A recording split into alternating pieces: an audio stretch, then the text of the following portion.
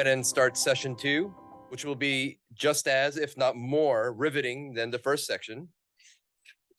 So brace yourselves for Judy Hahn, who is a cultural geographer and assistant professor of gender studies at UCLA. Her comics and writings about immobilities, religion, and queer politics have been published in various renowned journals such as Journal of Asian Studies, Critical Asian Studies, and Journal of Korean Studies. Her talk is on protesting family, queer through lines, and political ties. Judy, welcome. I have different titles on every different draft. There's a different title on my paper, on the screen, and I keep changing it. But it has something to do with protest, politics, activism, and LGBTQ politics. Thank you to the Korean Studies community. I know it takes a lot of work and many folks to organize spaces like this, but especially Professor Emmanuel Kim for inviting me to be here.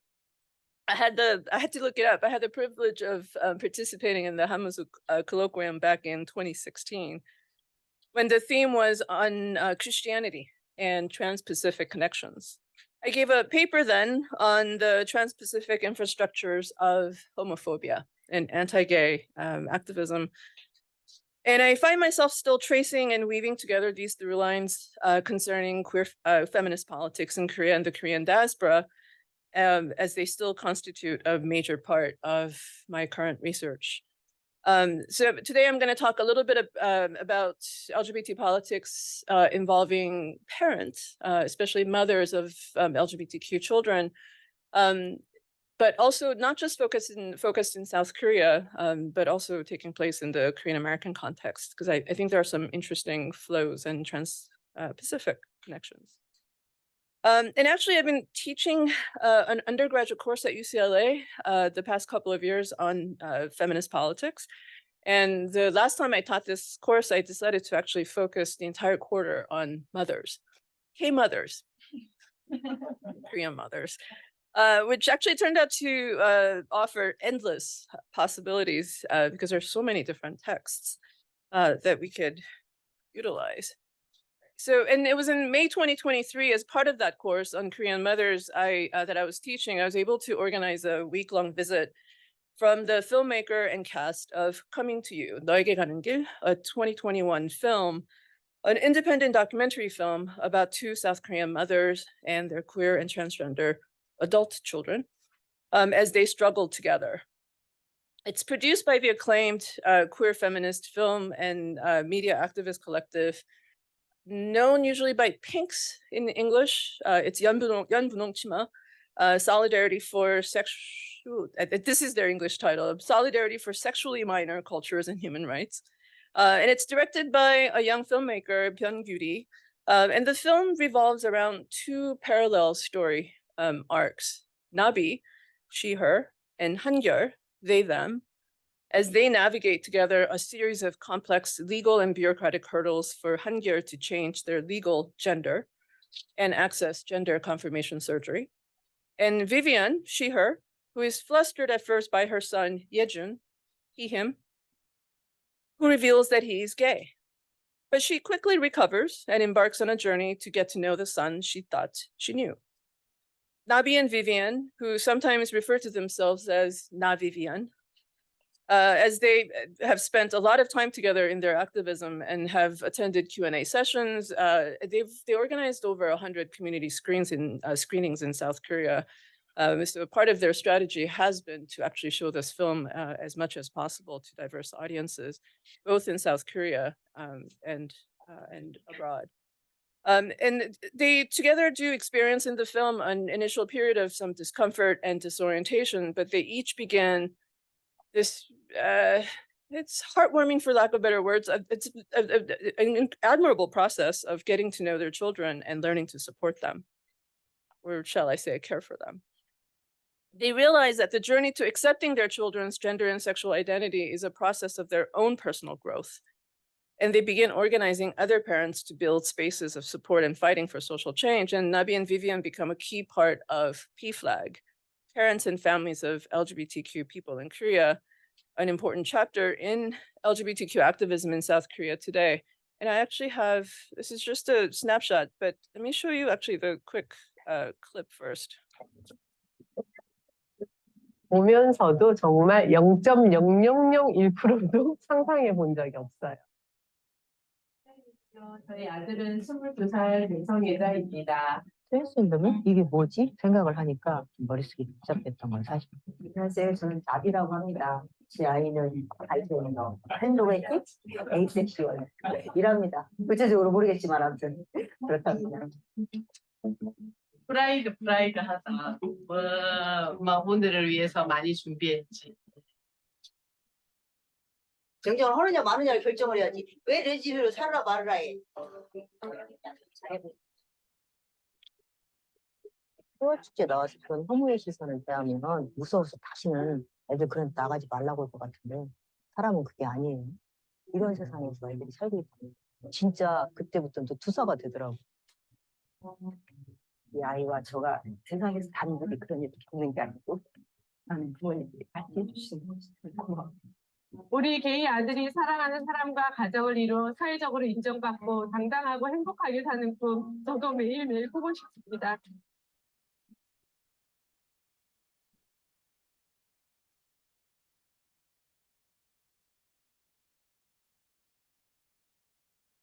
So PFLAG is an abbreviation for parents. Originally, it was Parents and Friends of Lesbians and Gays, though it is known mostly as just PFLAG these days. The group started in the US, in New York City in 1973, and it has chapters around the world in a loosely affiliated network, not a formally centralized structure.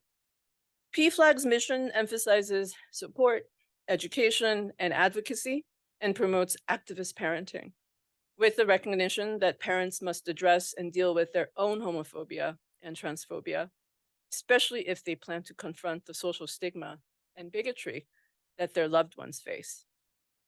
A lot of PFLAG discourse argues that LGBTQ individuals are not the only ones who grapple with the challenges of being in the closet or coming out of the closet, but that their families also struggle with these challenges.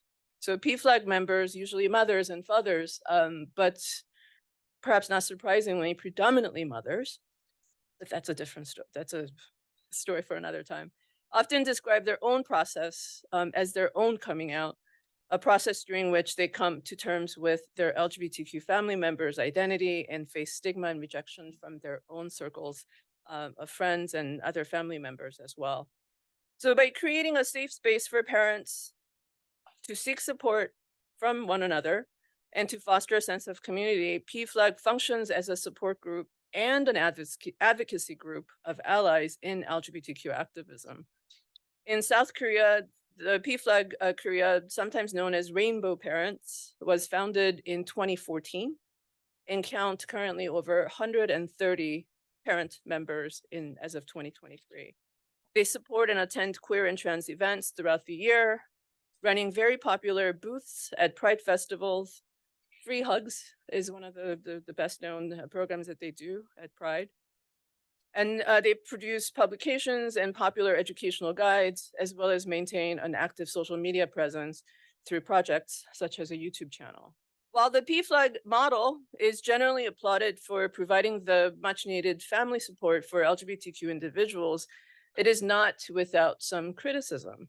There is concern that PFLAG elevates the role of cisgender, heterosexual identified parents in LGBTQ activism to a point that it might reproduce traditional emphasis on family values, and in turn reinscribe the institution of the heteronormative family. Support and advocacy groups like PFLAG can certainly increase the likelihood of family acceptance and well-being of especially young, family-dependent LGBTQ youth. But personally, as a queer identified Korean American activist, it's sometimes I do feel infantilized by always being associated as a child who must be concerned with our parents.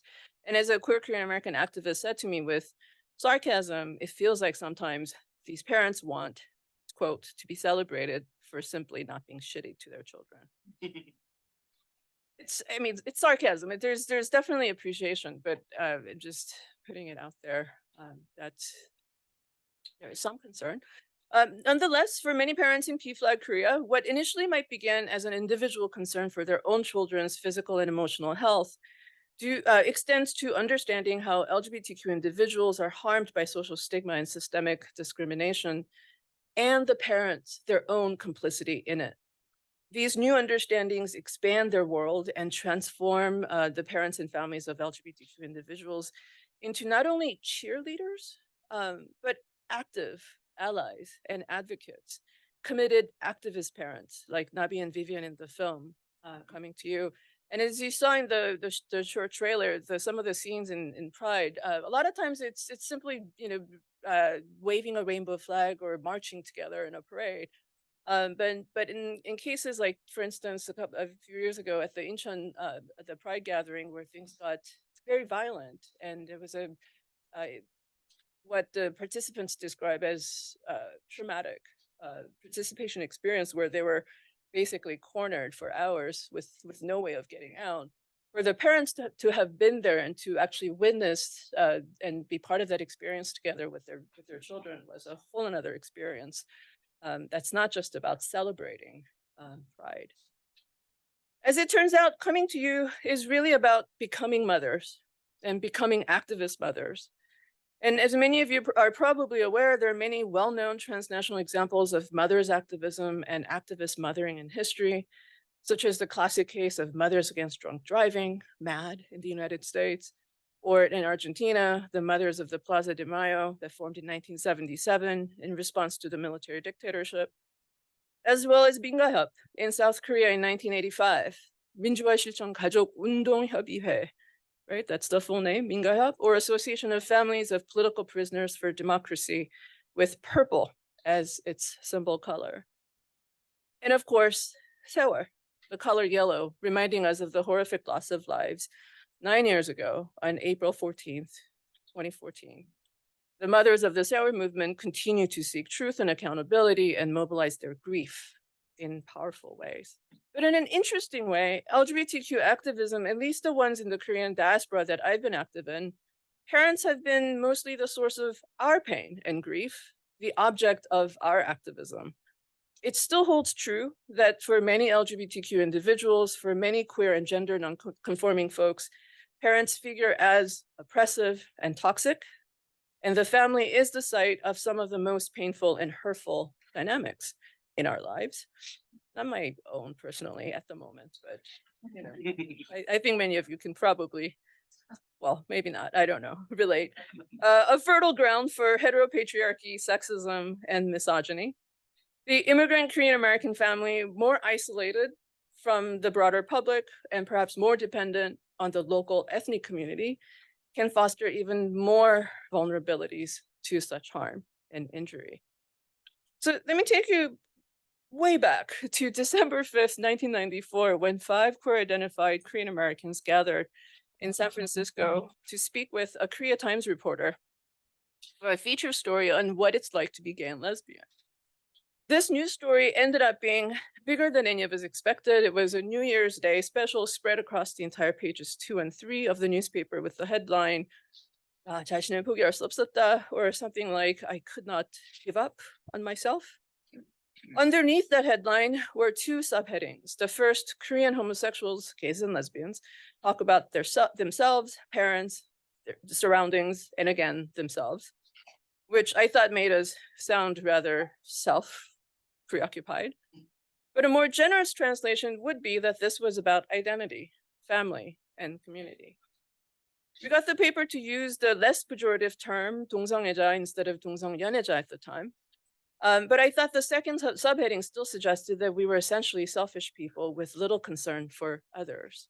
Parents are shocked, disappointments everywhere, but I am simply who I am. Me, myself, and I, that seemed all to be the core, the crux of LGBTQ activism at the time.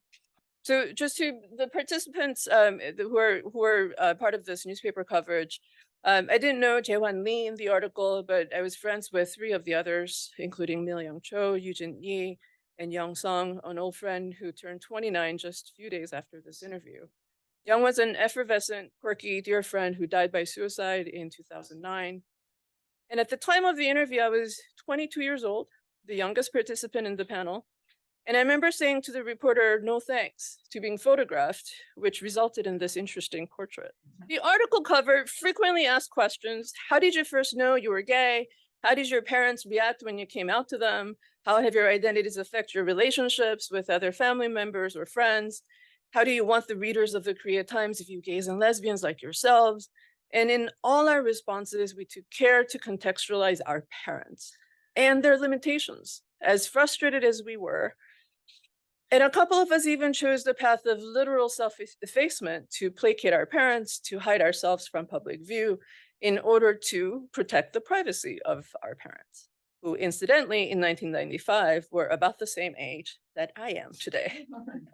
A similar sense of protectiveness and commitment to caring for our parents, but also caring for ourselves who must contend with our own disappointment and grief, fueled several other efforts over the years. In 2001, a group of Korean proficient queer women in the San Francisco Bay Area collaborated on an English to Korean translation of Beloved Daughter, a collection of 14 stories by parents and siblings of Chinese American lesbians, published by a group in San Francisco. In 2013, there was a book called Uri Dari, published by the New York City-based Dari Project, described on the cover as a collection of personal testimonials on the experiences of LGBTQ people of Korean descent. And these were all projects designed for the consumption by Korean-speaking parents. Collections like these sought to provide linguistically accessible and culturally relevant stories that were simply not available through spaces like the American PFLAG, an overwhelmingly English-dominant white American space that simply could not help our parents. But I also have to keep reminding us that this quote unquote, our parents are by no means a static or monolithic group. Parents of LGBTQ Korean Americans are not all first generation immigrants or primarily Korean speaking, though mine are. And our parents are not all conservative or Christian or even straight, though mine are. Some parents of LGBTQ Koreans are flight attendants, like Vivian, and firefighters, like Nabi. And in fact, I've met some parents, old people, who are in fact younger than I am today. So the more I do this work and the more I stay involved in these activist spaces, I'm realizing in many ways that my own location is changing in a way that makes me question sort of my place, not necessarily doubt, but at least question my place in it. There is tension here at this site of the family where LGBTQ activists meet parent activists, and that is over the idea of the 당사자, meaning those most directly impacted. As a key term in minority rights discourse, interestingly in both Japan and in Korea, I was talking to Celeste about this. Tojisha in Japan, as I know Celeste has written about, especially in the context of disability rights politics. And since the 1970s, when a range of social movements emerged with the aim of combating discrimination and defending minority rights, 당사자 has been closely tied to the notion of articulating subjecthood. The term is most closely associated with legal studies, where it refers to the people or parties directly involved in the matter. And this often concerns the matter of a litigation or a lawsuit. In legal proceedings, 당사자 parties are situated within an adversarial context where their perspective is privileged in relation to third parties or non-당사자, those not directly concerned.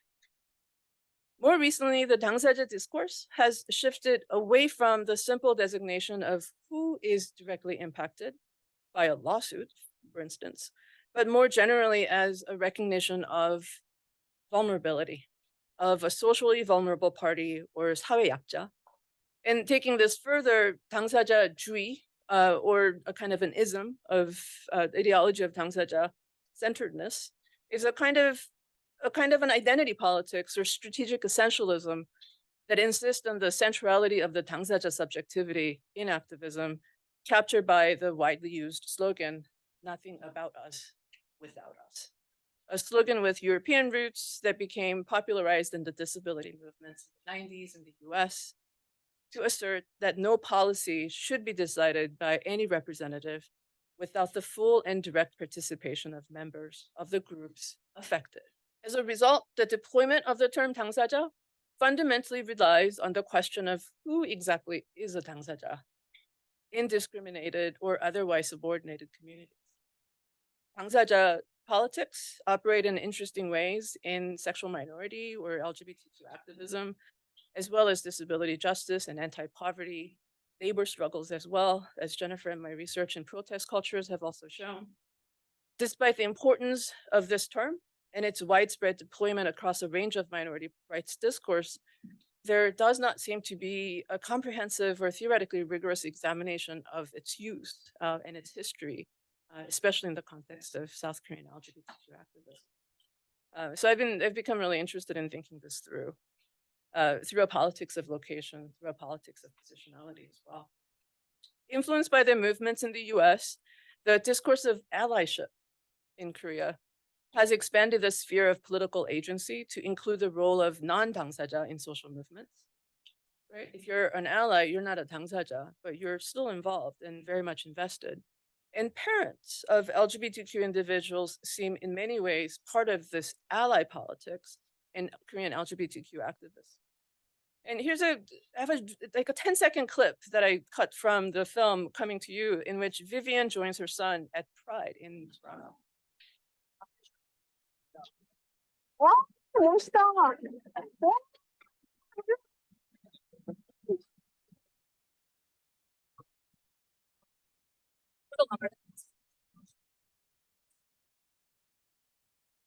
제품은 다 있어진대.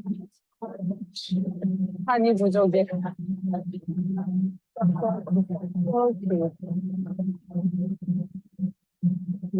좀 두껍게 했어. 엄마처럼 한 번 더 써. 아저씨.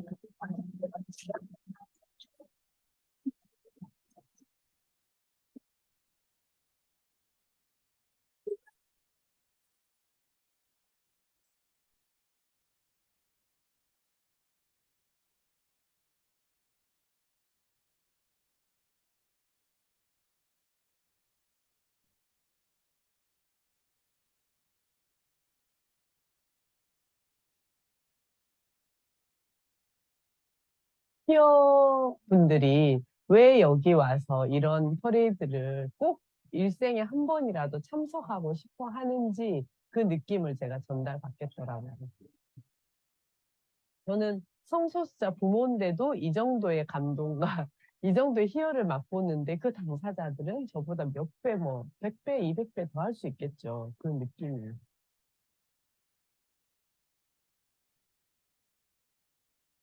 예준이가 한국에 So she distinguished her positionality as different from the 당사자, from the LGBTQ, from the position of her son. But who is the 당사자, and is it always clear and uncontested? And here I share with you a short story. This is a very shortened version of the story. In the summer of 2018, I listened to a Korean American mother deliver a tearful testimony as an invited speaker at a church in Los Angeles. And this Korean American mother had recently emerged as a leading voice, a leading parent advocate for LGBTQ acceptance.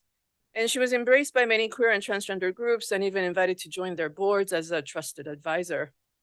She was invited by the congregation to speak about her work, and she ended up speaking at length about her transgender son, who had died by suicide just a year prior.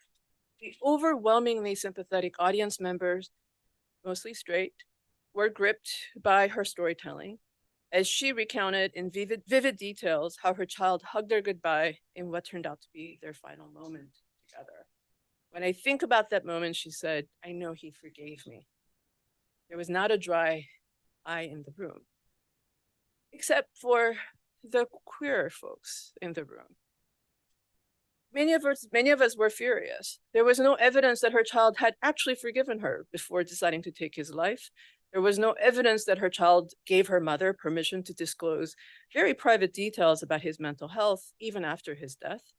There was no evidence that he ever shared with his mother anything meaningful or consequential in his life. And in fact, we later learned that there was another child in the family, a young adult who themselves also identified as queer, non-binary, and transgender. And they in fact named their mother and father as the two primary abusers who tormented them, and devastating hardship and abuse and experiences of violence that they found unacceptable and rejected. And yet this woman, as a mother surviving her child's suicide, had turned herself into a recipient of sympathy and condolence and emerged as a spokesperson for acceptance. Without much accountability, all kind of swept under the rug of mother's love and parents' grief, reclaimed in the name of advocacy. And when this became more widely known later on, she was asked to step back and resign from all of her leadership positions. So I think we're at a crossroads. I do think we're at a crossroads where idioms of parents and children, old and young, 당사자 versus non-당사자, or even conversations around generational difference offer us very limited analytical value. I think these languages infantilize LGBTQ individuals where we're always and forever children with parents to worry about. And it can overlook or invalidate messy entanglements and purposeful disentanglements. Expecting the heteronormative family to serve as a resource of unconditional love and support disregards the longstanding queer feminist critique that seeks to decenter and denaturalize the nuclear family as a locus of power. And especially as I'm sorry to keep inserting myself, but this is, I think, part of my process of understanding this as a 당사자 myself, so to speak, especially as a childless or child-free, queer person, now certainly old enough to have children, but not ever in a position as a parent. I myself cannot help but wonder about all the LGBTQ youth and adults who have fought to not only sever toxic and hurtful family ties, but also folks who in Korea and in the US, LGBTQ folks who are not afforded the right to become parents to children of their own, the right to define a family of their own choosing. How would these dynamics, how would these family politics fit in the big family tent pitched by PFLAG activism? During the week-long series of Coming to You film screenings and discussions in Southern California, Nabi, who, by the way, is not only a firefighter with 36 years on the job, but also a fire station chief, repeated a powerful advice to a young LGBTQ audience member who asked a question about struggling with family acceptance. She said, if your parents don't accept you, don't accept them, leave them. Speaking from the vantage point of a cisgender heterosexual mother with a trans non-binary adult child, Nabi advised that instead of struggling to repair toxic and harmful ties with parents who continue to hurt them, LGBTQ individuals should consider carving out empowering spaces for themselves away from the family, even if that meant severing, temporarily or permanently, kinship ties that do not nourish them. This is radical advice from a Korean mother, especially one who's invested in PFLAG as an activist mother. What she is suggesting is that heteronormative parenthood is not to be embraced intact, but transformed into a potential site of change. What good is family, she said, if it doesn't nourish the members? Once unaccepting, but now accepting, once a stranger to queer politics, but now an empathetic, and as you can see from Vivian, an enthusiastic ally in the fight against homophobia and transphobia. The parents of PFLAG reject parenthood as an inherently conservative position against which Korean American queer and trans activism should be defined, and instead, from the vantage points of mothers and fathers in PFLAG, in which mothers far outnumber fathers, as I mentioned before, parenthood is reclaimed as a protective zone, yes, to keep away stigma and bigotry that diminish the well-being of their children, yes. But perhaps more importantly, they discuss the family and parenthood as contingent, They recognize parents as not as a static or timeless category of all-knowing and all-loving individuals, but flawed, sometimes deeply flawed individuals with huge gaps of knowledge and awareness. Like everyone else, it turns out, they are full of faults and failures and capable of critical reflection and accountability. The film Coming to You shows parents are seen as having to work to find their way back to their children's adult lives. And for those who are willing to change, the child-parent relationship is reaffirmed as a potential site of personal growth and transformation and activated as a base of activism. The parents do not hold the same subject position as the LGBTQ 당사자, but they are 당사자 as parent activists directly impacted by the effects of homophobia and transphobia in their lives. PFLAG Korea is an intriguing chapter in LGBTQ activism, not because family is somehow intrinsically important or because family acceptance is somehow necessary always, but rather than simply repair kinship ties, I think it's worth considering how PFLAG activism actually allows ties to loosen, even to break. At its core, this is part of family activism that dares to imagine more expansive families, more capacious assemblies, and more horizontal, more unnatural, and more contingent kinships. They show that parents are both agents of change, and perhaps more importantly, sites of change. Thank you. Nan Kim, an associate professor of history and faculty affiliate in anthropology at the University of Wisconsin-Milwaukee, where she co-directs the public history program.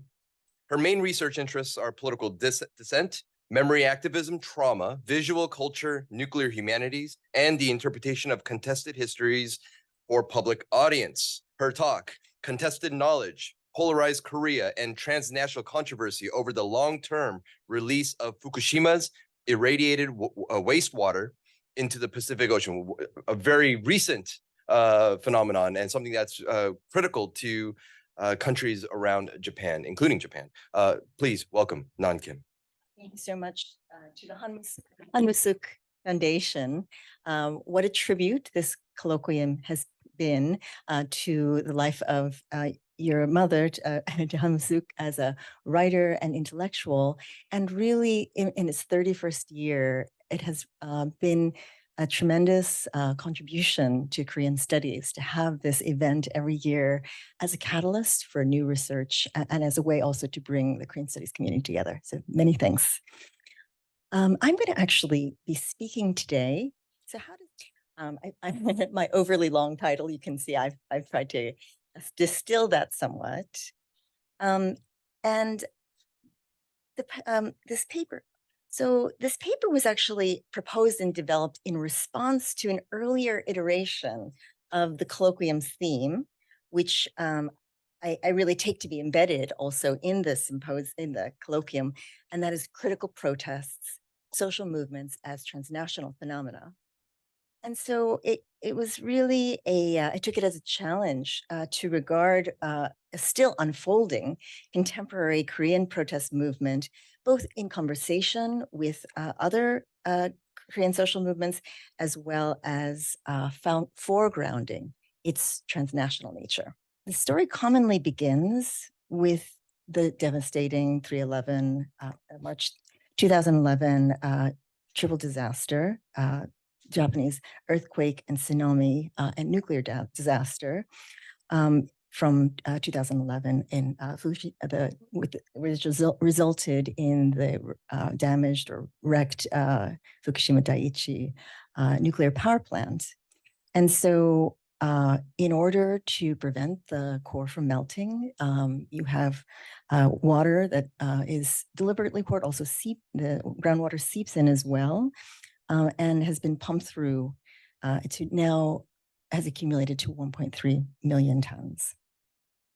And so this has meant that there's a dilemma for Japan, but this is also one that faces countries all over the world, including very much Korea and the US in terms of the disposal of nuclear waste, and in this case, nuclear wastewater.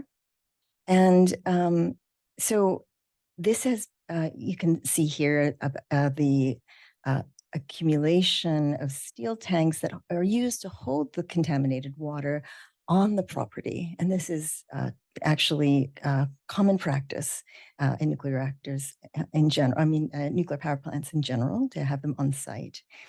And as part of the plant's decommissioning phase, the Japanese government announced in April of 2021 that it would release all the treated wastewater into the Pacific Ocean starting in 2023 and continuing for 3 to 4 decades afterwards. So that touched off a series of protests throughout the region and a backlash that was particularly pronounced in Korea. And so one of the things I'm interested in is the prominence of Korea in this transnational controversy, which I attribute to a number of reasons. And so initially, the response was during the Moon Jae-in presidency, whom you may know who came into office following the Candlelight Revolution. And at the time, in 2017, right, this was in the wake of a number of scandals regarding counterfeit parts that were used in the construction of nuclear reactors in Korea that resulted in the indictment of over 100 officials and engineers. So it was a scandal about corruption in the nuclear industry. And so some scholars have noted that following the Fukushima disaster, even though there was a great sense of shock, it was really after this Haewol Ferry disaster that you had the rise of the real resurgence of the anti-nuclear movement because of this sense of this new awareness around public safety. There was also 2 earthquakes that occurred unexpectedly in Gyeongju in 2016 and followed by another earthquake in 2017 in Pohang, in close proximity, right, to these clusters of nuclear reactors. And I'll also mention that Korea has now 25 working nuclear reactors. It's the densest concentration of nuclear reactors anywhere in the world. The second would be Japan, and the density is 50% greater in Korea. So you have to imagine, right, a footprint of roughly Indiana or the state of Oregon, and you have 25 working nuclear reactors. So by the time that Moon Jae-in came into office in 2017, this was not a partisan issue. It was not a left-right issue. All candidates in the snap election favored the shutting down or the halting of the construction of new reactors, and so the phase out was not controversial at that time. So during this in 2021 period, the sort of phase out kind of this was also contested because of various aspects, and so but the response to the announcement of the Japanese release of nuclear wastewater was highly mobilized, and also marked by a vigorous objection by the Korean government.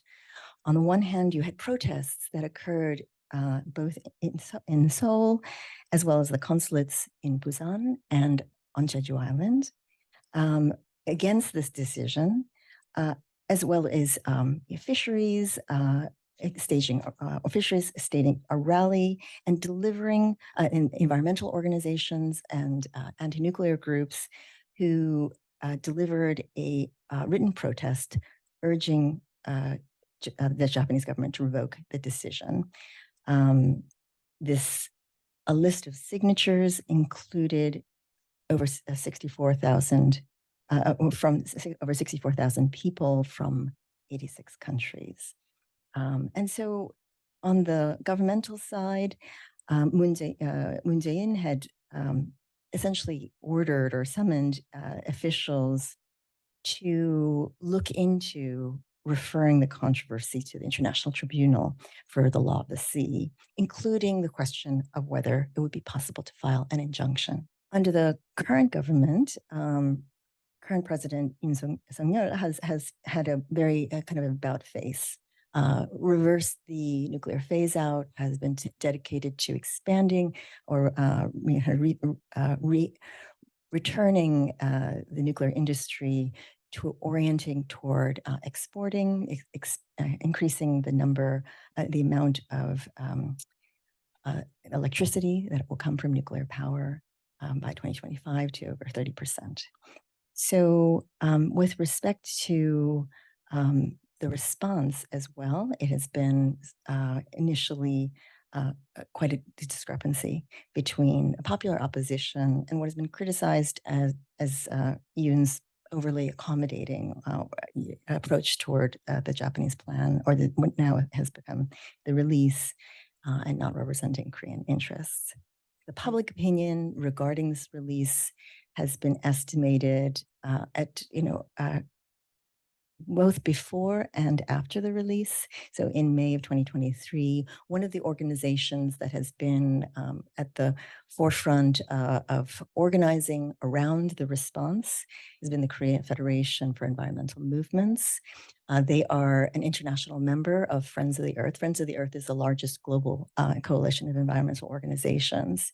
And so they regularly commission studies on this issue. And so a high of 85 for opposed. And even following the release, it was over 70%. So that a study that was another survey also commissioned by KFEM in September.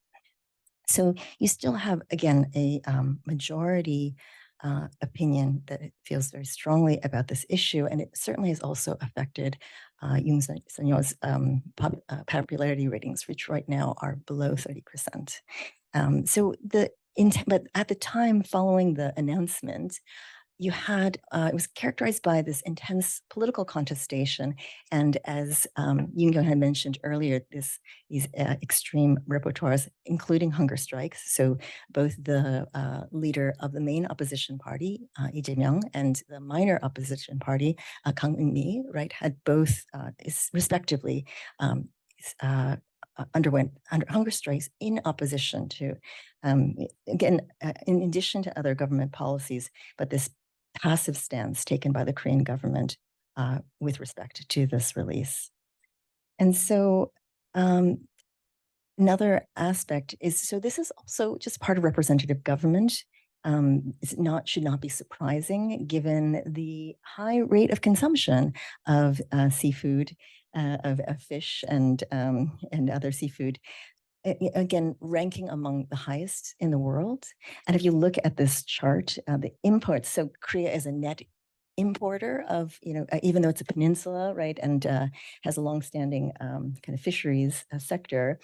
And even though there was a sort of little decline before 2008, it really spikes then, and that unsurprisingly coincides with the anti-US beef protests, which is again another, we have within Korea that sort of a tradition of concern with the safety of food supply, and so this is another, in terms of trying to understand the stakes that are particular to Korea.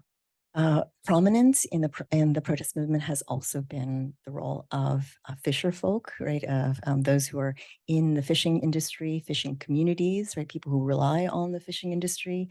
And so that has been sensitive both in Japan and in Korea, as far as given that they are the ones in some ways most directly affected by the perception or the real danger, in the sense that it's not only a matter of matters of consumption, but it's really their livelihood. And so given that they were devastated by the initial Fukushima disaster, really had to rebuild from that, and then they feel like they're being basically abandoned again. Another thing to keep in mind, though, with regard to just from having surveyed extensively the international coverage on this issue, which ramped up really in the lead up to the release in late August, and then subsequently because of the protests in response.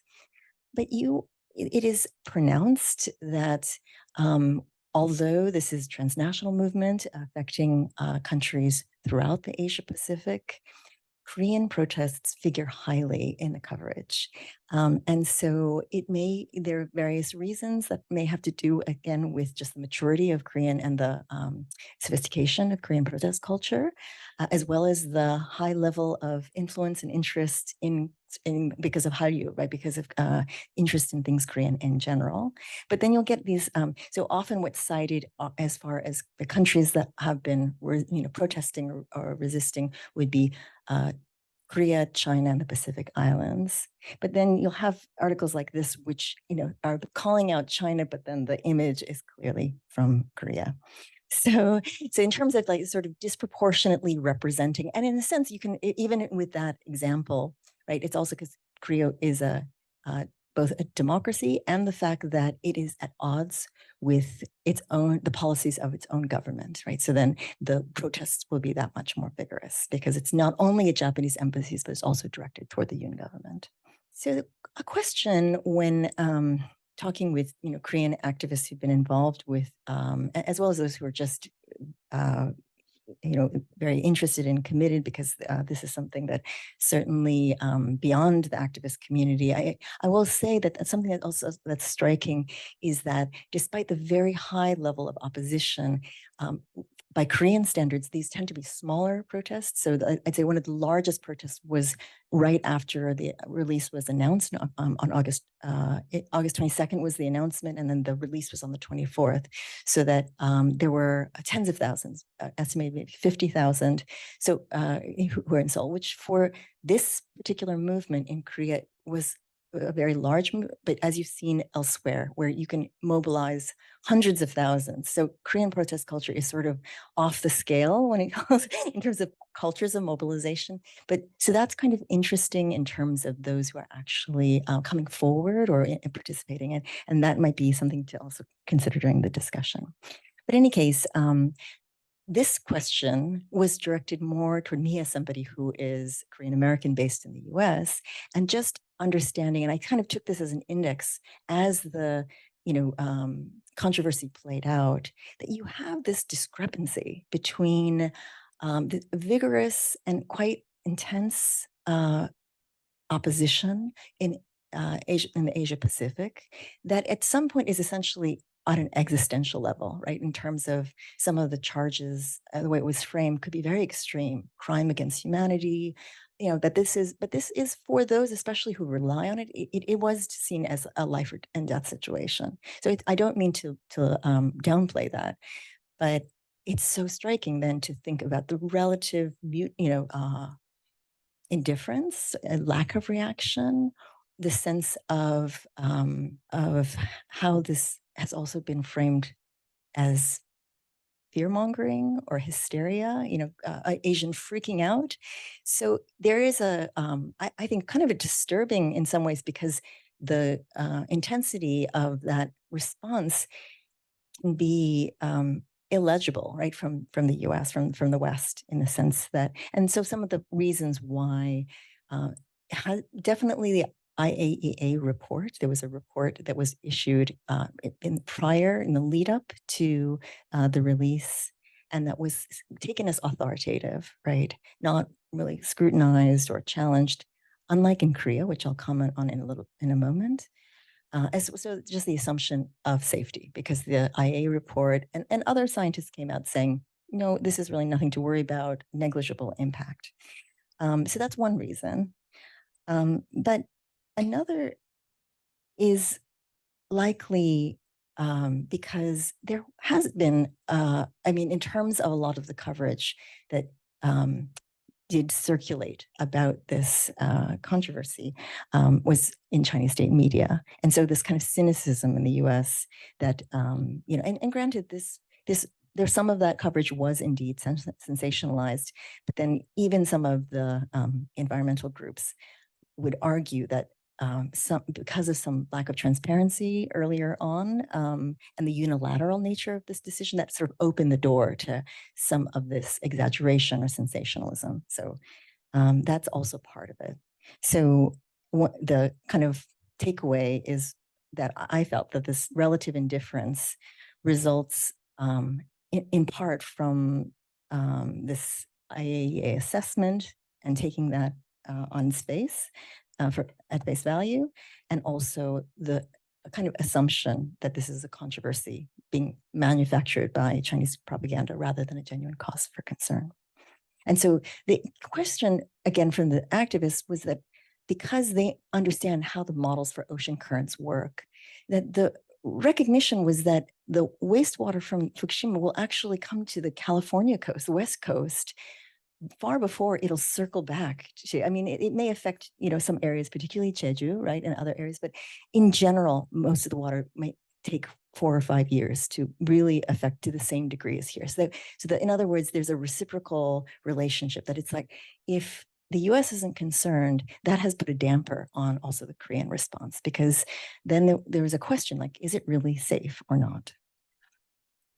So what I'd like to do is propose a kind of remapping and reperiodizing the history of this movement in kind of a vein of thinking of how can these activists, this movement, make a science-based, right, an empirical case for opposing the Fukushima nuclear wastewater release in a way that would be, again, accessible or legible or compelling to this broader transnational public. And there's actually a precedent for this historically. And it's really one that I would argue to fully contextualize the moral and scientific basis for this transnational movement opposing the release of radioactive nuclear wastewater from Fukushima. It's crucial to take a historical and geopolitical approach that centers or that neither as Korea or Japan or China, but rather the Pacific Islands, right? So crucial to recognize the centrally important role of the Pacific Islands in this history. So what I mean to say is, in this movement, the idea is like, what would success look like? Of course, raising greater awareness or bringing more people to get to the point of response. But honestly, it's really to stop the release itself, right? And to reverse this plan, which, given that the Japanese government essentially has constructed an entire facility with a pipeline, right, that in order to bring it offshore, that there's a lot of sunk costs already. So this is going to be a challenge to begin with. And there's also been discussion about expanding and having another wastewater facility on Temado, on Tsushima Island, which right now is actually in limbo because both the residents there, as well as there's been a vigorous response. So Tsushima Island is already contested territory, and it just is an index of how this is a issue that stands to really inflame existing hostilities and undermine some of the kind of issues of stability. So this is going far beyond, I think, just a question of food safety and the right to food, as crucial as those are. So what I would say, that even though this is pretty universally seen as a story that begins with the Fukushima disaster in 2011, that we shouldn't start there, nor in 2021 with the announcement that, again, reinvigorated these protests.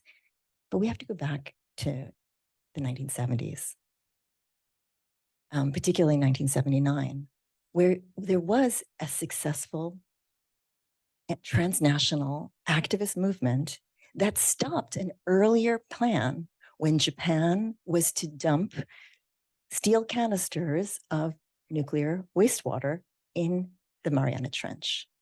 So the Mariana Trench, right, is deepest point in the ocean. And, at that point, there was the sense that this was sort of off the map and that no one would really notice, right? But of course, the local activists got wind of this plan. And the reason it was kind of extraordinary because the Japanese government informed the Australian government, basically asking permission. So this, again, this very neo-colonial logic. And so through that, activists were aware and mobilized a staunch opposition movement that joined also with Japanese anti-nuclear groups, who in turn invited these Pacific activists to speak in Japan, giving speeches, visiting and lobbying officials.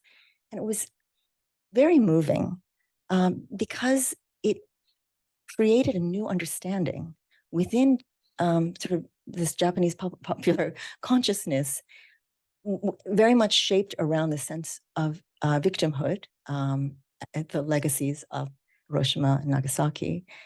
But hearing about the stories of the residents of Pacific Islanders who'd been victimized by nearly 70 nuclear weapons tests, right? Atomic and hydrogen weapons tests back in the 1940s and 50s and beyond, really, losing their homes and having their families and themselves and their children afflicted by radiation, disease, sickness, as well as higher rates of cancer, lymphatic cancers, leukemia, and genetic defects.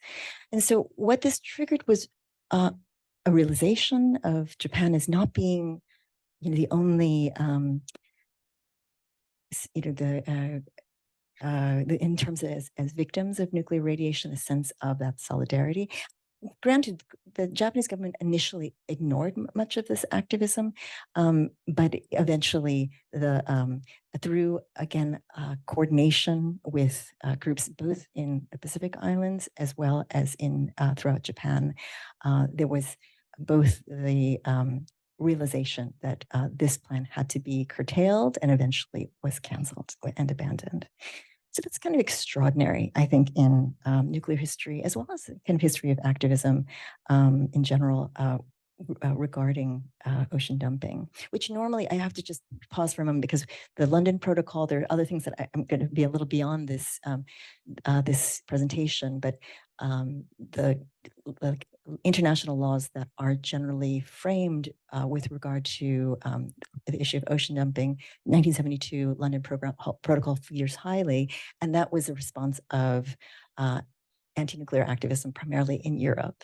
And so, again, widening the global history of this activism.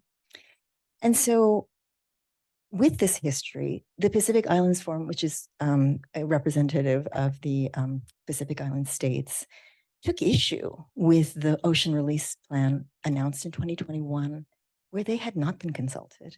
So this very surprising announcement prompted the PIF to open dialogue and hold a series of high-level meetings, as well as other consultations, in order to first understand how this came about and also understand the impact that this would have and to call for a study for ecological impact.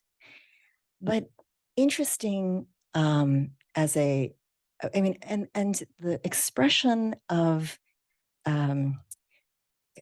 some level of kind of the conscientious disposition that is revealed in this interaction really speaks to that history going back to the late 70s. But it's clear that the Secretary, General, oops, sorry about that, this misspelling, autocorrect strikes again. PIF Secretary General Henry Puna refers a number of times to language that Japanese Prime Minister Kishida used early on in this consultation, writing in the statement that was issued in January of 2023. I remain heartened by the assurance that the Japanese Prime Minister has given the forum leadership in that Japan will not discharge the treated nuclear wastewater until such time that all parties agree that it is verifiably safe to do so and based on a relationship built on trust and the spirit of friendship. So PIF goes ahead and commissions their own panel of independent experts who are regarded as global authorities, including oceanographer from Woods Hole Oceanographic Institution, and Bob Richmond, who is a marine biologist at the University of Hawaii. And I cite these because they also comment in the press. They write quite a bit as public intellectuals to help in the lead up, right, in the many years that, again, this is being discussed and debated. So you can see their work, but it's really an outgrowth also of having been directly commissioned to be consulting with the Pacific Islands on this issue. So then the ethical stakes have to do, I'm going to just skip a little ahead because I think that my discussant will talk about this precautionary principle, but this commission panel challenges the adequacy of Japan's wastewater plan. And this science is really important because it also helps to, again, the Korean audience is following very closely, unlike here in the US. So that also helps to understand this discrepancy of understanding, right? So this consideration of issues of bioaccumulation, of things that will accumulate over it, especially through the food chain, and the fact that assessments that things would be benign don't take into account the fact that the ocean is a dynamic ecosystem, right? So this is, you have to understand, first of all, it's already highly stressed. It's not like this is a blank slate. And so this recommends a delay, an indefinite delay, until there is sufficient scientific data in terms of the impact. One really key issue is residual radioactive substances. So I want to just make an aside that in 2018, and part of the reason why there was this distrust over this issue. So I think the Japanese government does have to be acknowledged that it did intend and it responded to the PIF and did try to share this information. But there was still this kind of lingering suspicion, or again, sense of mistrust broadly in the region, because it was in 2018, in the preparations for the 2020 Olympics, I will say, the Tokyo Olympics, there was this admission that there were actually these trace radionuclides, things like cesium-137, strontium-90, and carbon-14, much longer half-lives, right? So tritium may be benign or is presumed very difficult to remove from water, but these other things would be removed. That was the assumption. Until 2018, when they said, actually, there's still some remaining. And so even though they denied it for years. So the resolution was that it would be filtered several times in order to get to the point where it would be just, very negligible amounts, trace amounts. But one could argue that there are no negligible amounts when you have these radioactive substances. And the other thing to keep in mind, because there's often a comparison of, the release of this tritium water from nuclear power plants all over the world, right, in the region, and that's often the pushback. But we have to remember that there are only 2 level 7 nuclear disasters in the history of nuclear energy, and that was Chernobyl and at Fukushima.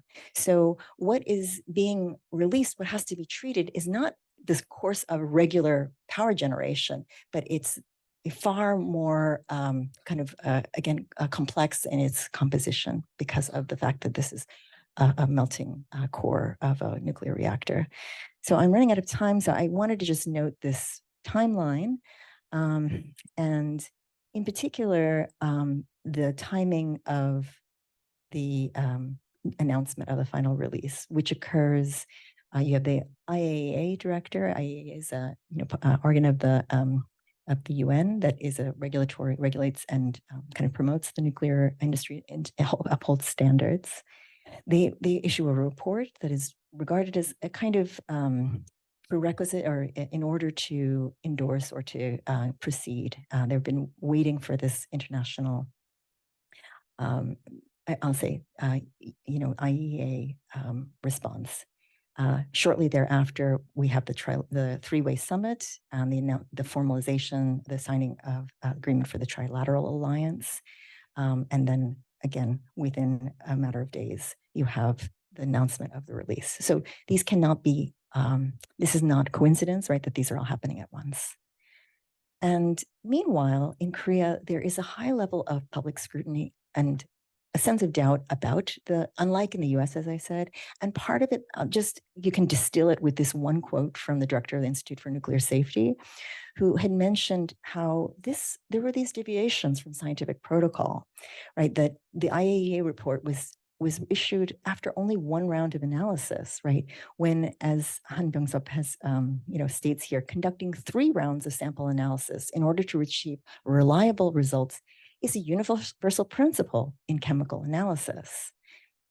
And so for the IAEA to release a report with only 1 round of analysis completed, that has proved that the results are not significant.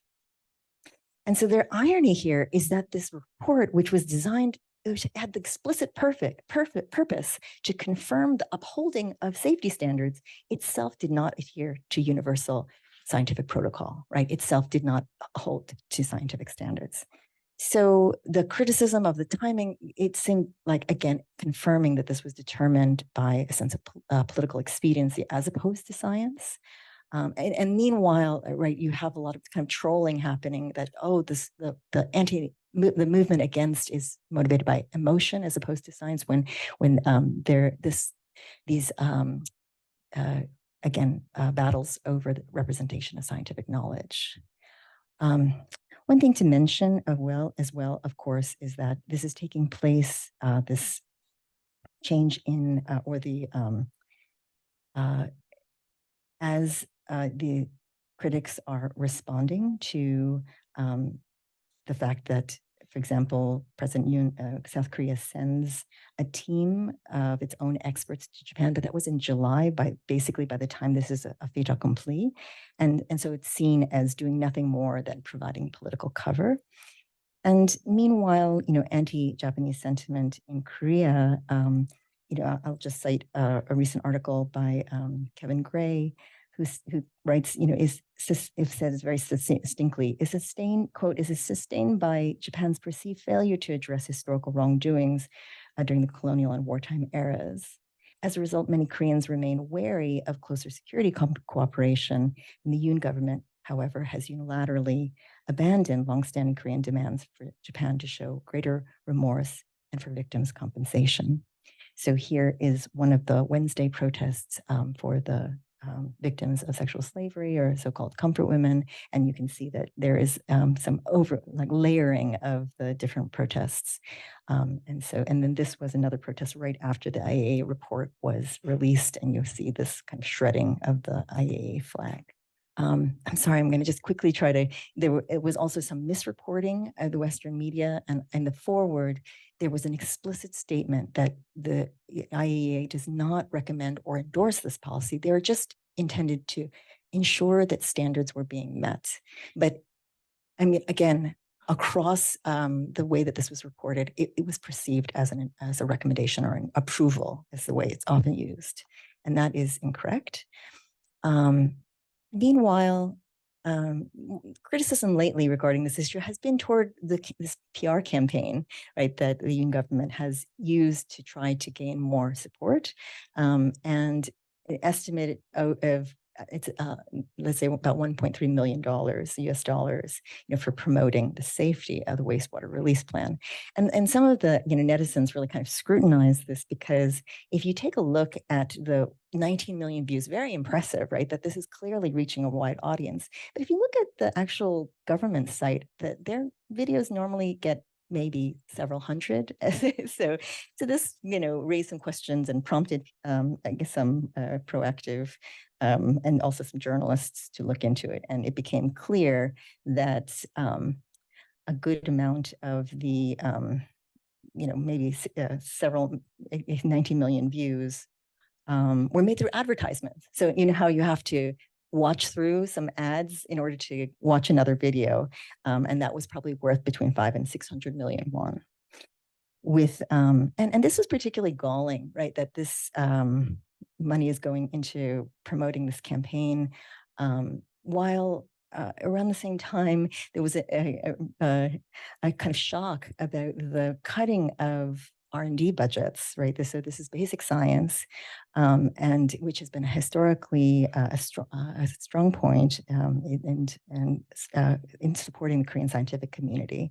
And so because of the backlash, this is there's been some walking back of this, but it remains that there will be at least for 1 year, a cut of 8.25 trillion won in the R&D budget. That is extraordinary. And I guess the key is that in this very complex period of the Anthropocene, and especially for the region, this post-Fukushima era period, we need, if anything, far more scientific research, because the wastewater release is just one of a number of post-Fukushima risks to Korea itself. That as a magnitude 7 earthquake is understood to have unsettled the Eurasian plate upon which the Korean Peninsula sits, causing new seismic activity that accounts for the, again, unexpected and shocking. The earthquakes in Gyeongju were moderate. They were around magnitude 5.3. So these were not devastating like a magnitude 7, but they were still deeply unsettling because Korea had long been regarded as earthquake-free. And so the assumption or the understanding from a geologist is that it's kind of reawakened some long, quiet faults. And that there's been a call for research that each fault really in Korea needs to be evaluated for earthquake risk, just like here in the US.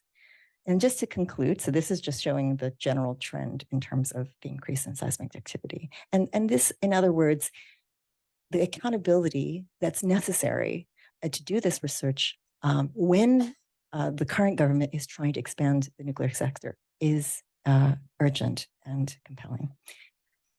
Okay, so I think we should let me wrap up. Okay, thank you. So I'm going to just conclude with this question of this transnational activism then should be, what does it mean to protect life and public safety?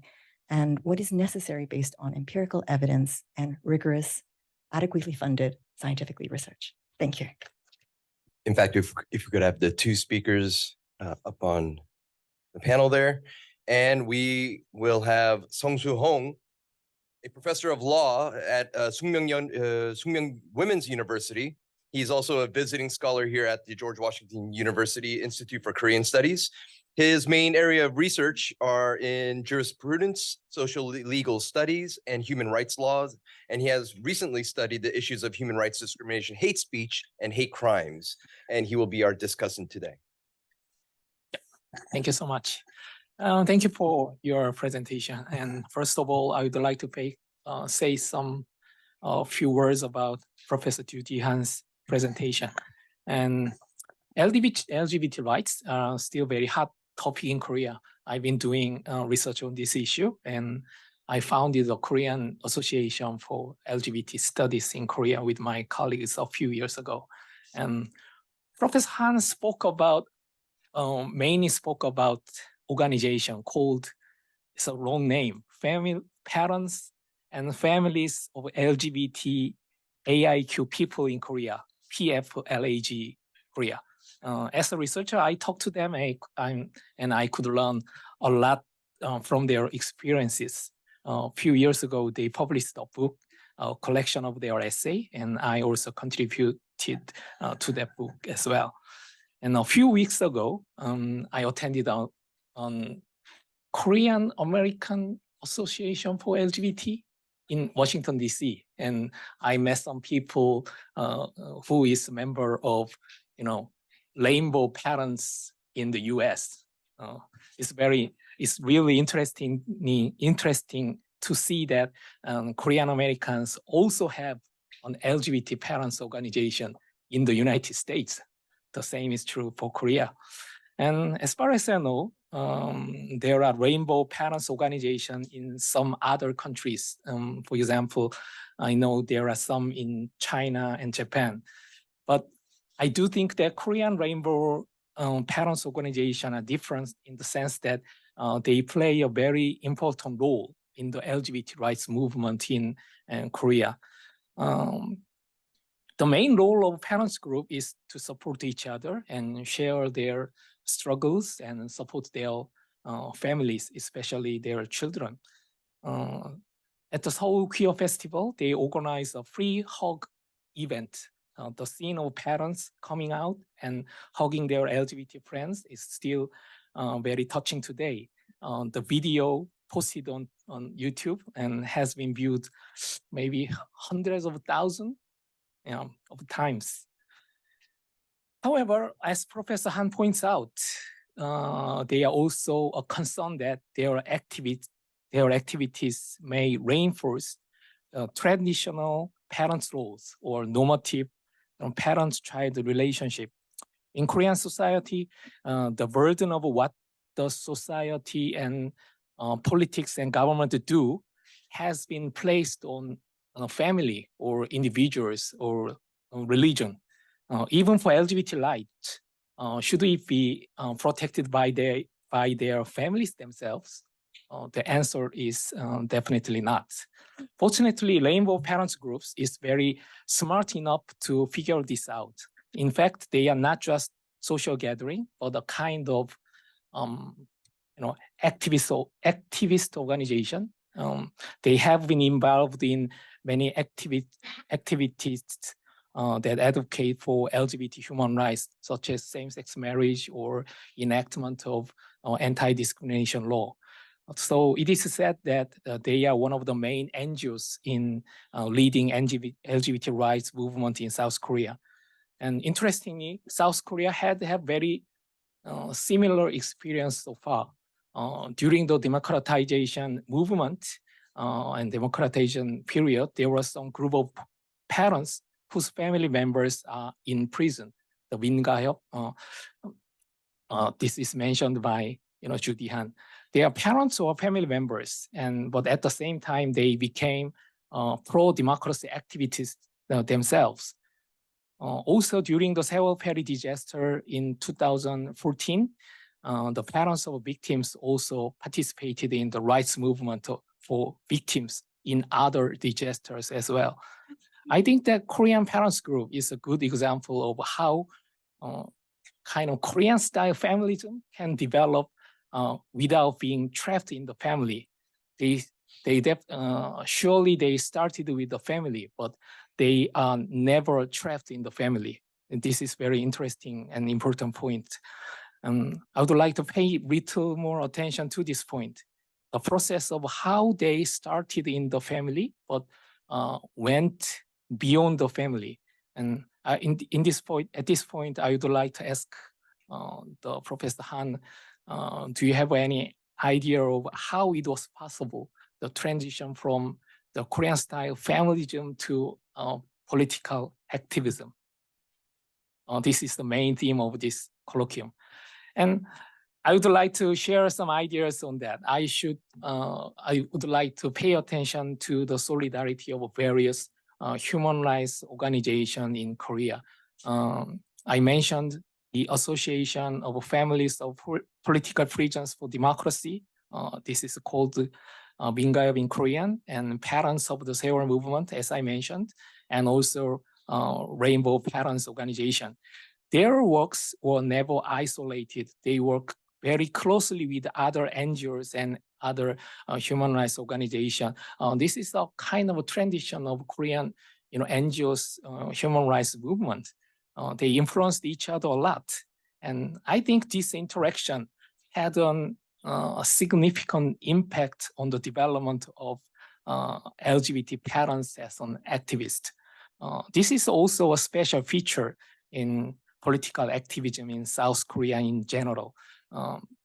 Most Korean NGOs are relatively small in size. Most of the NGOs in Korea only have 2 or 3 members. They are relatively small size, but there are very cooperative tradition. When an issue arises, they used to come together and form a new organization. This is a kind of umbrella organization, as that is Yoon Kyung-lee mentioned at the former session. It's a kind of a tentative organization dedicated to a single special issues.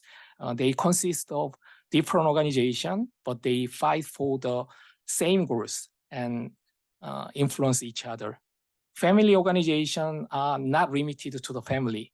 NGOs for climate change are not limited to the environmental issues. Prisoners' rights organization meet with peace movement, and peace movement with LGBT rights, and LGBT activists get interested in disability rights as well. I think this is another point to understand the Korean dynamic of political activism. Okay, the next is to Professor Kim's presentation. I'm sorry to say that I'm not an expert in this issue. This issue is very ongoing issue. I'm not sure you know that the Korean Americans have been protesting every day in front of the Japanese embassy here in Washington, D.C. I heard that today is the 40 days of their protest in front of the Japanese embassy. Maybe today is the 40 days anniversary here, around here. Okay, when I saw the Fukushima issues, I had to think of the mad cow case in Korea in 2008. Yeah, there was a citizen protest against the import of US beef. They worried about the imported US beef could cause mad cow disease. And there are many similarity between the Fukushima wastewater issue and the mad cow disease issue as well. First of all, both of them were food safety and health issue, and they were an international issue involving the United States or Japan. It is also very important to note that the scientific evidence was a key issue in both cases. In the case of mad cow disease, citizens argue for health and safety, because South Korean government regarded this argument as unscientific. The same is true in the case of Fukushima. Citizens also insisted on health and safety, but the Korean government and Japanese government considered their protest as unscientific. The difference is that there are another important player involved, the IAEA, an international organization. Here I'd like to say that the international organization proved their argument in Japanese government and Korean government as well. I would like to ask Professor Kim to make some comments on their similar two issues between the 2008 and 2022. And scientific evidence and activism is a kind of very interesting topic here. Scientific evidence is obviously important for government policy, but scientific evidence is not always clear on its own. We have an IAEA report, but some scientists disagree with its conclusion. Some of them were introduced by Nam Kim, and they say, we trust the IAEA report, but we say that this should be followed up with further investigation. And there can be disagreement about the precautionary principle that Professor Kim mentioned. And there seems to be a confrontation between government and international organization, scientists who trust the science on the hand, and on the other hand, ordinary people who don't trust the science. I would like to point out that the scientific evidence would suppress the political activism in Korea in the name of science. This is very big concerns about a kind of political activism in Korea. So in this sense, I would like to ask Professor Kim to make some comments on this scientific evidence and its impact on political activism in Korea. And Professor Kim offered some reasons for the relatively indifference on Fukushima compared to other issues. To my mind, from an internal Korean perspective, it is relatively difficult for civil society to take a stand on this issue. This is because the Japanese government and Korean government strongly support the release of wastewater, and they are one team to support this, release of wastewater. And as I mentioned, the IAEA has endorsed it. This is very powerful argument for these issues. Whenever new questions are raised, the Korean government used to say, please read the IAEA report. Those who do not trust this report as regarded as an unscientific person. This is a very important point compared to US people import issues in 2008. And another difference is that it is very difficult to feel the danger directly because as far as I know, it would take more than 5 years for the released wastewater to reach the Korean peninsula. In this situation, we need more convincing and reasonable argument against this release of wastewater. So in this sense, at the same time, South Korean activism now faces a kind of new challenges. And finally, I would like to make some comments on, reasonable argument from Korean protest is a new argument. For example, some activists do not oppose the release itself. Rather, they insist that we have to find another alternatives. The release is not the only way to solve this problem. And some argues that the neutral scientific investigation outside the IAEA is needed. And although although the same conclusion are made, it would be better to persuade the Korean people if other investigation is made. And they insist that Korean scientists should be involved in the follow-up safety investigation. It should not be done exclusively by Japanese scientists themselves. I do think that these voices should not simply be ignored as unscientific. They are not just protests, and rather they have tried to propose a new policy.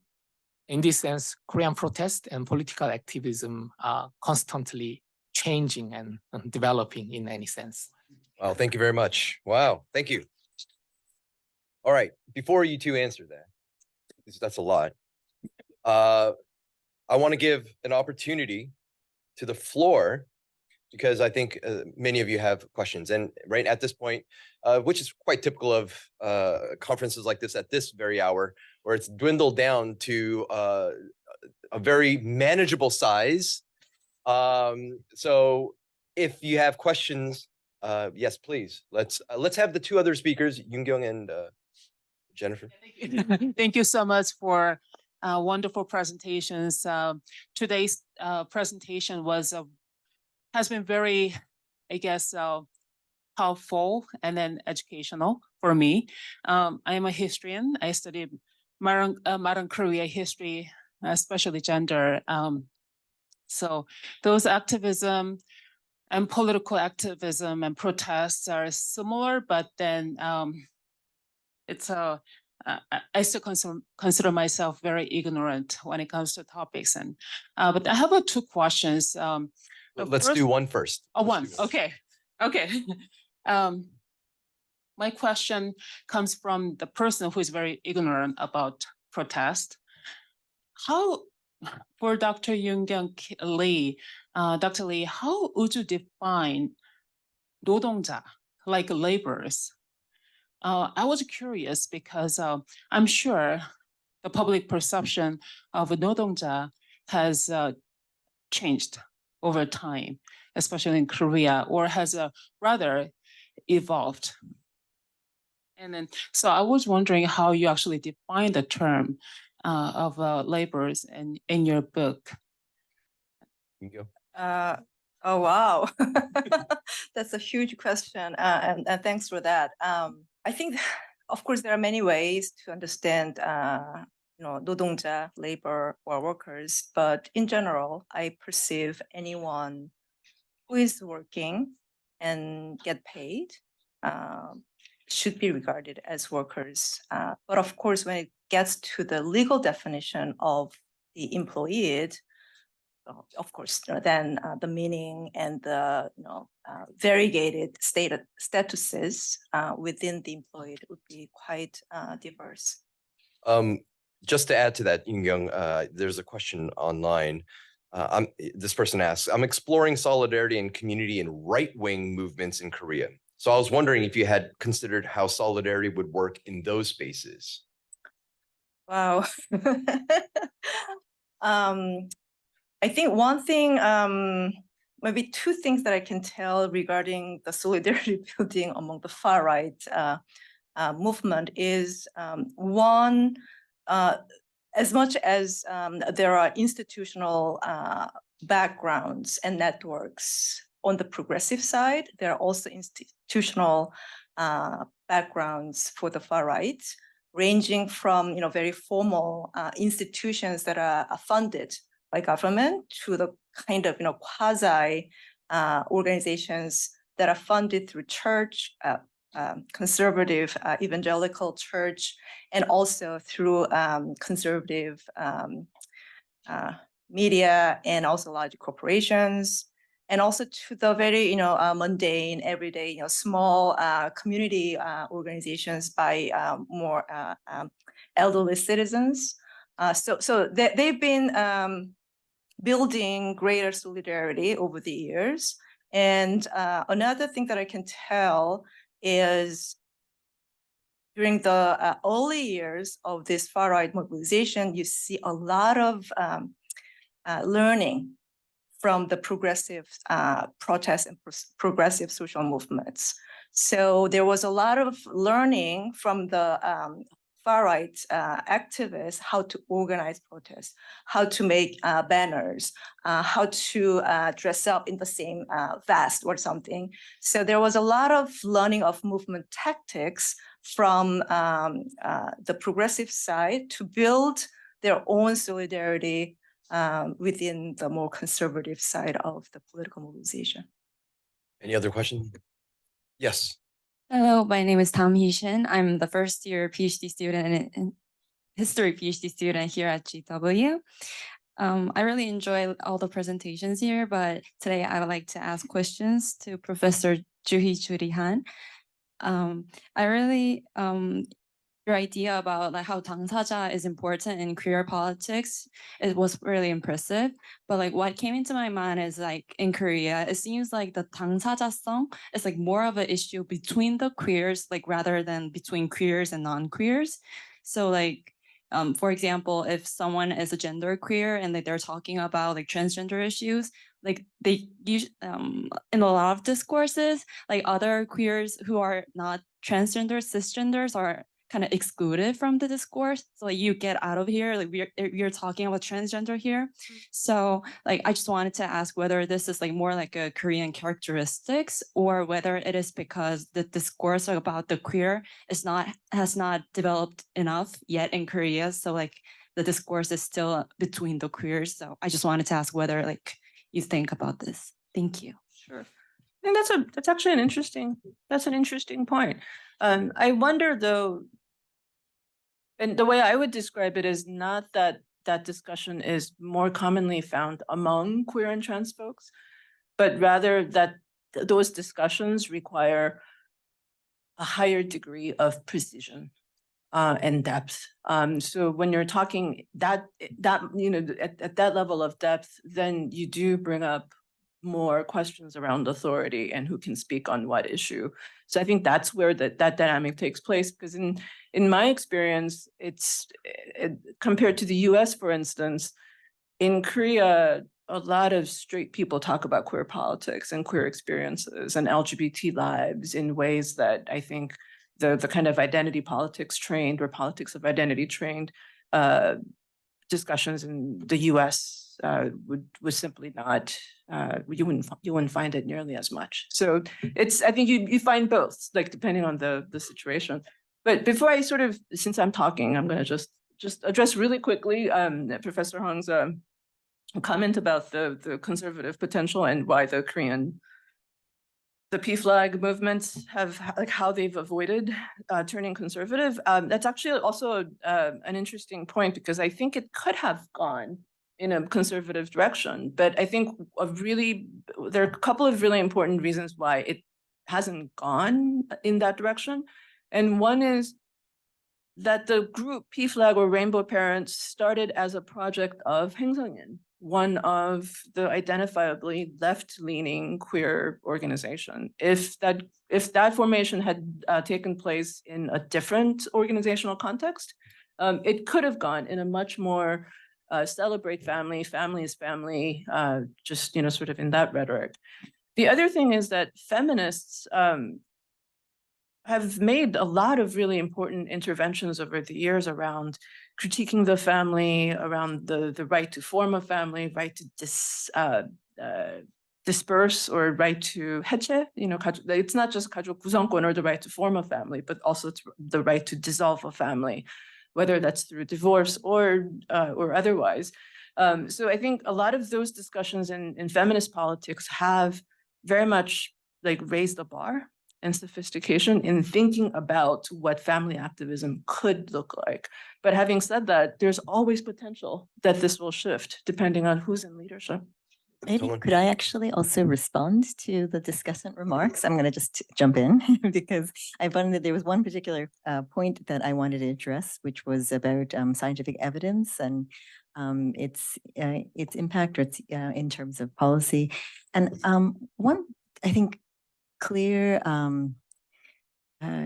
argument that was made by the panel of independent experts was that upholding standards, safety standards, is not the same as ensuring safety. That is actually, so in other words, the IAEA, you could say, did its job that making sure it adhered to certain standards, but standards necessarily lags behind science. And case in point, in 2003, this year, was the publication by Tim Mosso, who is a marine biologist based at the University of South Carolina.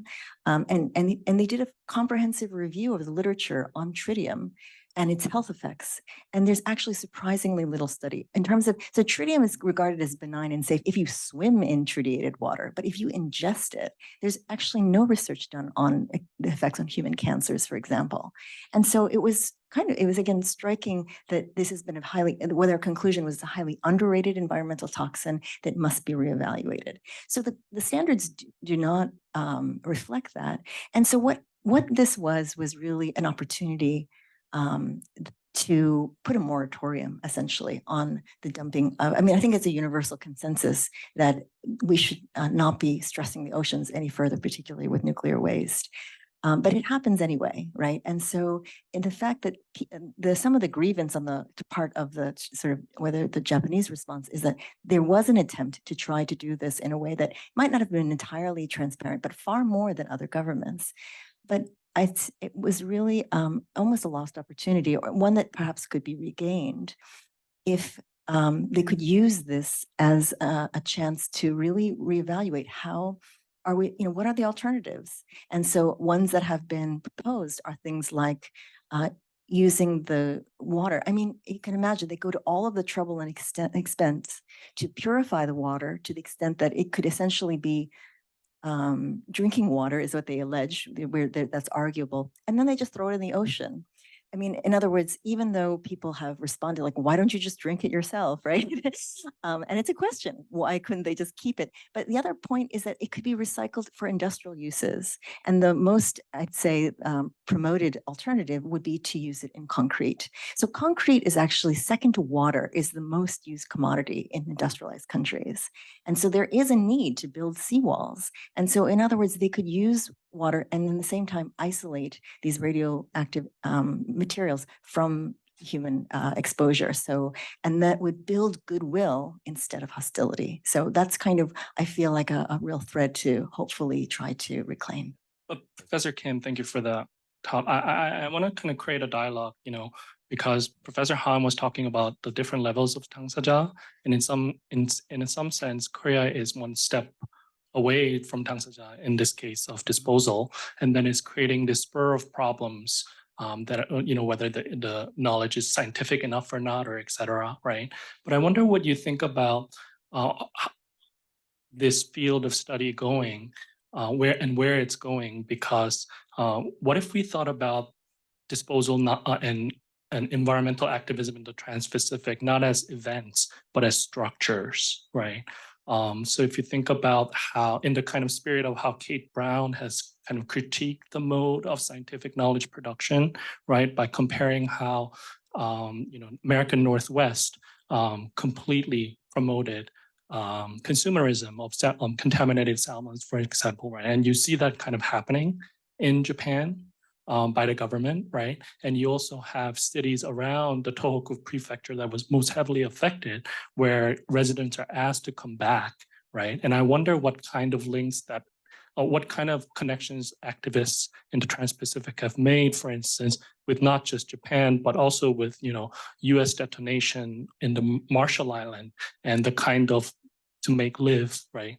In those kind of, so I wonder what kind of different trajectories this research might go, and any insights that you have.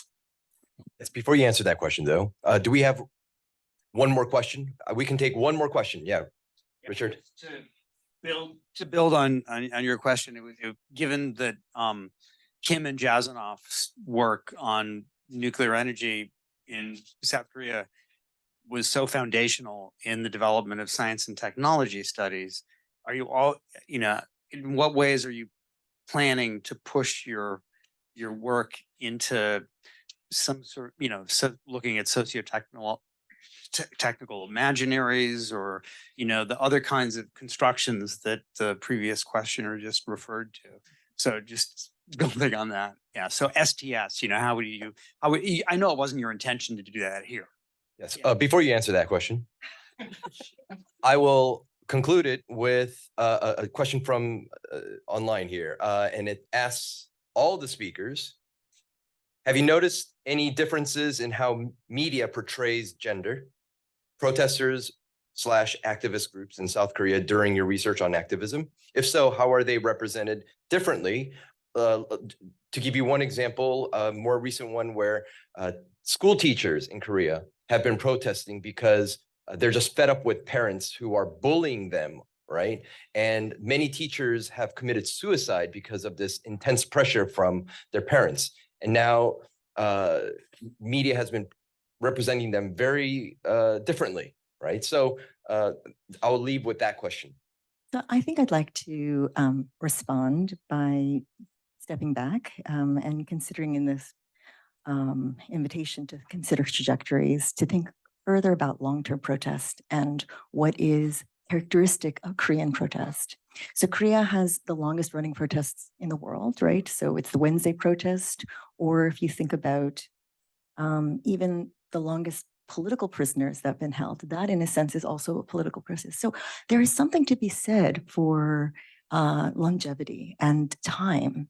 And I think that actually part of the reason why Korean activists have been able to take hold, and why in some ways, given all the crises happening now, it hasn't been able to really to gain traction in the US in the same way, in part because there is an entirely different sense, and this informs some of the extreme protests as well, the extreme repertoires, as far as temporality as itself, right, a vector, or as a point at which from where a protest draws meaning, right?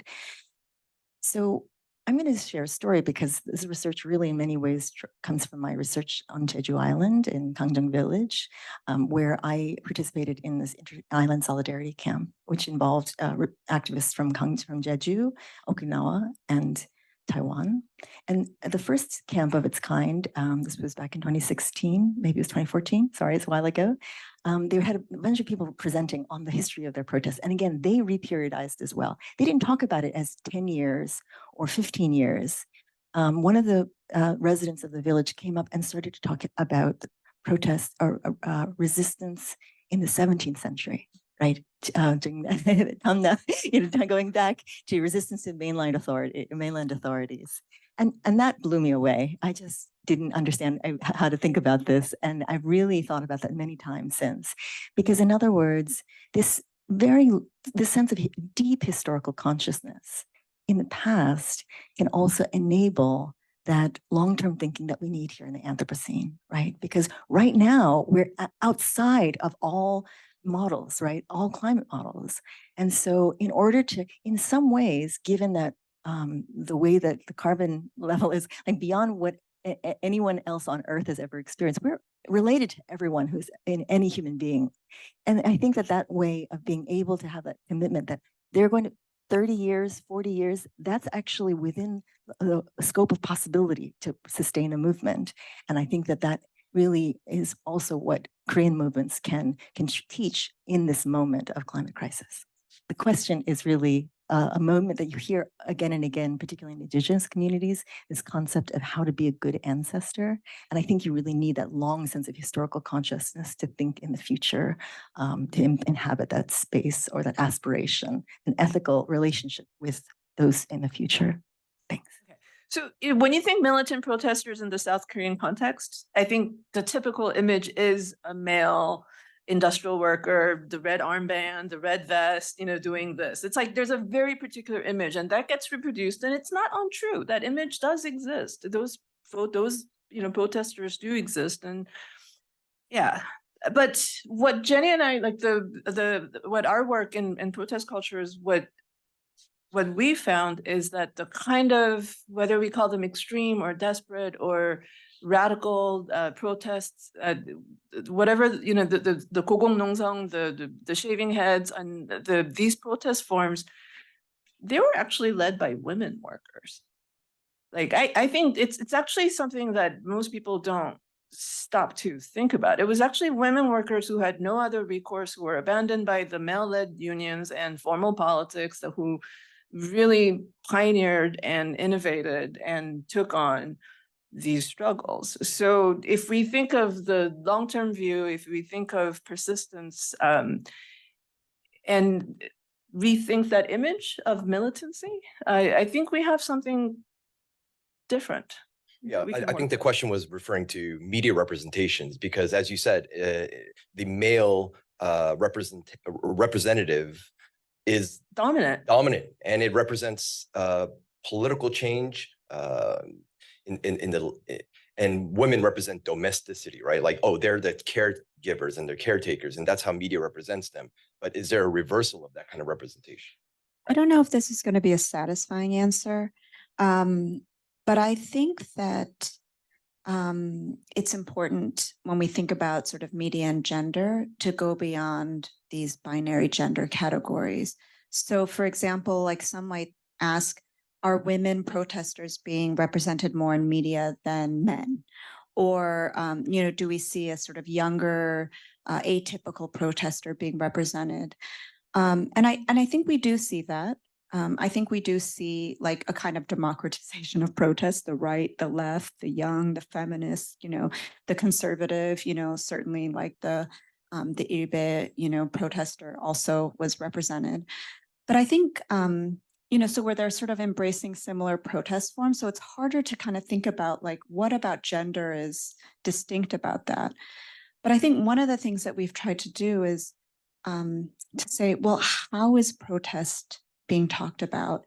And what are the gendered dimensions of protest that are not talked about constantly? And maybe what I would argue is, I think history certainly matters, but I actually think the work involved, from the small NGOs to the big NGOs, to all the mundane ways, to the spectacular ways, that is actually more important to talk about why those gendered aspects of reproducing social movements are never portrayed in the media. So maybe that would be what I would say. Okay, well, with that, we will end it. Please give a round of applause to our speakers. Let's give thanks to GWIX, our director, the great leader, Jisoo Kim. And this could not have happened, and I seriously mean this. This could not have happened without Sean Dolan's help, who was instrumental in organizing this by himself with 2 arms tied behind his back.